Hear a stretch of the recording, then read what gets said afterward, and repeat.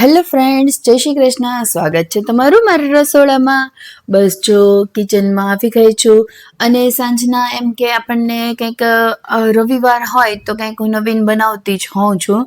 તો બીજા દિવસે 11 હતી એટલે મને એમ થયું કે ચાલો તો આજે કંઈક એમ કે અલગ બનાવીએ અને એમ કે બધાને ભાવે એવું કંઈક અલગ એમ સરસ લાગે એવું કંઈક ફરાળી બનાવીએ. તો આજે મેં છે ને ગુલકંદના લાડુ બનાવેલા છે, ગુલકંદ કોકોનટ લાડુ બનાવેલા છે. તો તમને એમ કે સાંભળીને અલગ લાગશે, પરંતુ એમ કે સ્વાદિષ્ટ એટલા બનશે ને કે તમે વાત જ ના પૂછો. બધાના ફેવરિટ બની જશે, એટલા સરસ સ્વાદિષ્ટ લાગતા હોય છે. તો આજે એ બનાવવાનું શરૂ કર્યું, એની તૈયારી કરતી હતી. તો સૌથી પહેલાં તો એક પેન લઈ લીધેલું છે, એમાં 1 વાટકી ખાંડ લઈ લેવાની છે. આ રીતે તમે જોઈ શકો છો કે 1 વાટકી મેં ખાંડ લઈ લીધેલી છે. એમાં થોડુંક એક પાણી, જેટલું ખાંડ ડૂબે ને એટલું પાણી ઉમેરવાનું છે. જો અહીંયા વધારે પાણી ઉમેરી દેશો ને તો ચાસણી સારી નહીં આવે અને પછી લાડુ પણ સારા નહીં બને. એ રીતે એમ કે થોડુંક પાણી ઉમેરવાનું છે. તમે જોઈ શકો છો આ રીતે હું ચલાવતા જઈ અને ચાસણી બનાવી લેવાની છે. તમે જો ચાસણી સારી બનાવશો ને તો લાડુ સરસ જ બને. કોઈ પણ વસ્તુ આપણે એમ કે ખાંડની બનાવતા હોય ને તો ચાસણી સારી હોય ને તો વસ્તુ સારી જ બને. તો અહીંયા ખાસ ધ્યાન રાખવાનું છે તમારે ચાસણી બનાવતી વખતે કે મીડિયમ ટુ હાઈ ફ્લેમ પર તમે બનાવશો ને તો પણ ચાલશે, પરંતુ ચાસણી સરસ બનવી જોઈએ. એમ કે અહીંયા તમારે કેટલી ખબર, 1 તારી જેટલી ચાસણી, એમ કે વધારે એકદમ ટાઈટ પણ નહીં અને એકદમ ઢીલી પણ નહીં, એવી એમ 1 તારી ચાસણી બનાવીને તૈયાર કરવાની છે. જોઈ શકો છો હું કાઢી રહી છું આ રીતે, અને આમ જોઈ શકો આ રીતેની ચાસણી થઈ ગઈ છે. હવે તમે આમ ચેક કરી શકો હાથેથી. આ રીતે 1 તાર ઊભો થાય ને એટલી ચાસણી બનાવીને તૈયાર કરવાની છે. તો અહીંયા ખાસ ધ્યાન રાખજો, બાકી તો કોઈ પ્રોબ્લેમ નથી, એકદમ સિમ્પલ છે, બનાવવા સાવ સહેલા છે. ચાસણી બની જશે ને એટલે હવે ત્યારબાદ ચાસણી બની ગઈ છે એટલે આપણે કીધું ને કે ગુલકંદ લાડુ બનાવવાના છે. તો મેં છે ને ગુલકંદ ઘરે બનાવેલું છે. જો તમને ગુલકંદની રેસીપી જોઈતી હોય ને તો મારી ચેનલ પર મળી જશે. અહીંયા હું એ જ ગુલકંદનો ઉપયોગ કરું છું. તમે તમારી રીતે બહારનું પણ ઉપયોગ કરી શકો, પરંતુ આ રીતે ઘરે બનાવેલું હશે ને તો ખૂબ ટેસ્ટી લાગતું હોય છે. તો એક વખત જરૂરથી જોજો. જો આ રીતે મેં અહીંયા તમને જેટલું સ્વાદમાં ભાવે ને એટલું તમે ગુલકંદ ઉમેરી શકો. મેં અહીંયા 2 થી 3 ચમચી જેટલું ગુલકંદ ઉમેરેલું છે. અહીંયા ગુલકંદ ઉમેરવાનું હોય ને એટલે ખાંડનું માપ તમારે ધ્યાન રાખવાનું, ઓછું લેવાનું એમ. ગુલકંદ મીઠું હોય અને ખાંડ પણ મીઠી તો ઓવર સ્વીટ થઈ જશે. એટલા માટે તમે આ રીતે થોડુંક ધ્યાન રાખી અને વાપરશો ને એટલે કંઈ પ્રોબ્લેમ નહીં આવે. આ રીતે તમે જોઈ શકો, અને એકદમ સરસ ગુલાબી કલર આવે ને એટલા માટે મેં અહીંયા આ રીતે થોડોક એમ કે ફૂડ કલર ઉમેરેલો છે. આ બિલકુલ ઓપ્શનલ છે, જો તમારે સ્કીપ કરવો હોય ને તો તમે કરી શકો આરામથી, કોઈ જરૂર નથી ફૂડ કલરની. આ તો લુકમાં શું કે સારું લાગે ને એટલા માટે હું ઉમેરી રહી છું.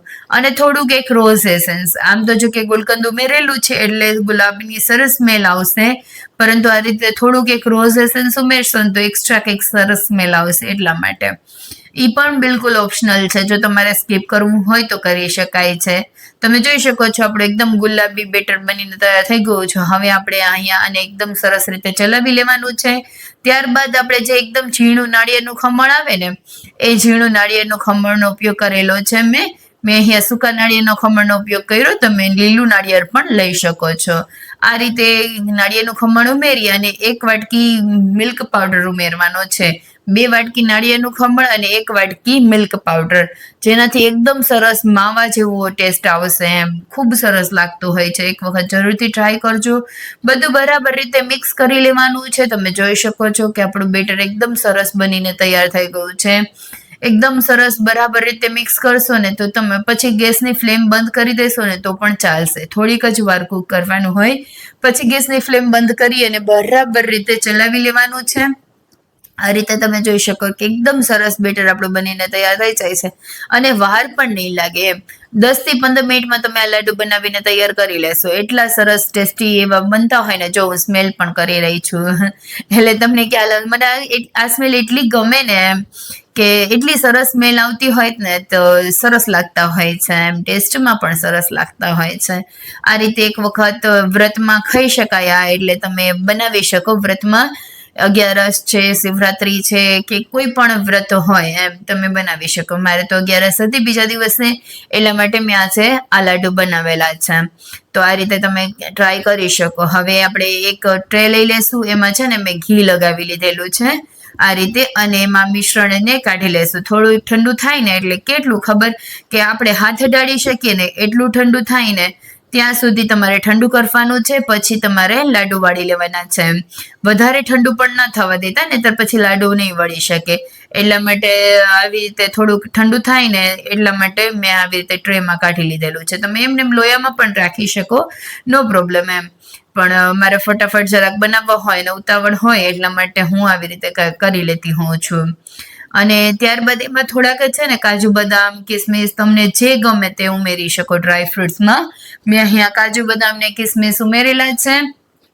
તમને જે ગમે ને ઉમેરી શકાય, અને ન ઉમેરવા હોય તો સ્કીપ પણ કરી શકાય, એમ જ પણ સારા લાગ્યા. તો ક્રન્ચીનેસ માટે મેં અહીંયા કાજુ બદામના કટકા અને કાજુ બદામ પિસ્તા અને કિસમિસ ઉમેરેલા છે. અખરોટ પણ હતા એમ.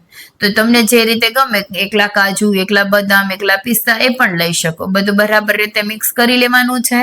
અને હાથ છે ને થોડો ઘી વાળો કરી અને લાડુ વાળશો ને તો લાડુ ઉપર એકદમ સરસ સાઈન પણ આવી જશે અને લાગશે પણ સરસ, અને હાથમાં ચોટશે પણ નહીં.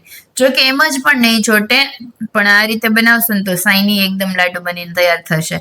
જો તમારે આને લાડુ ન બનાવવો હોય ને તો તમે આની બરફી પણ બનાવી શકો, કોઈ પ્રોબ્લેમ નથી એમ. બરફી પણ સરસ એવી બનીને તૈયાર થશે. એમ ટોપરા પાક બનાવતા હોય ને એવી બરફી બનીને તૈયાર થશે.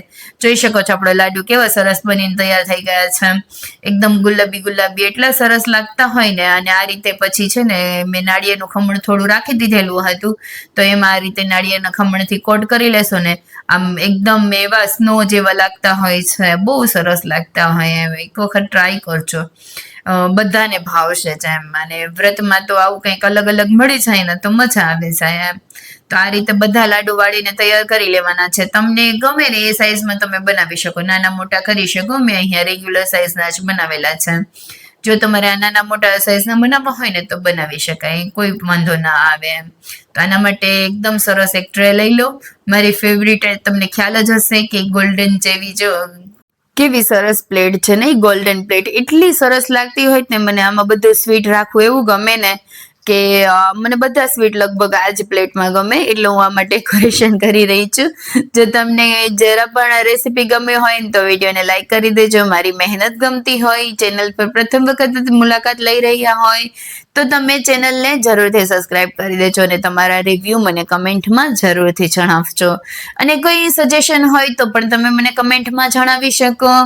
આ રીતે જોઈ શકો અમારે તો ફરાળી લાડુ એવા સરસ બનીને તૈયાર થઈ ગયા છે. તમે પણ ટ્રાય કરો, તમને કેવા લાગે એ પણ મને કમેન્ટમાં જરૂરથી જણાવજો. અને જો તમે લાડુ બનાવો ને તો એને ઇન્સ્ટામાં મારી સાથે જરૂરથી શેર કરજો. જોઈ શકો છો આપણા લાડુ એકદમ સરસ ટેસ્ટી એવા બનીને તૈયાર થઈ ગયા છે. ફરી મળીશું next recipe. Thank you for watching.